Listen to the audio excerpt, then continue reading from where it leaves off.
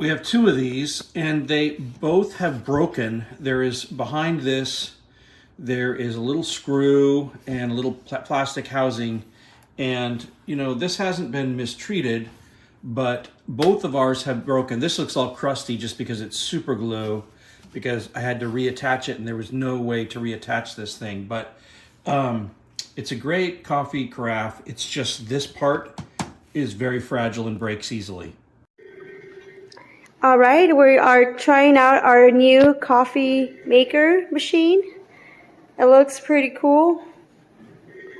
I'm excited. We're testing it on right now. Oh, you can see me there.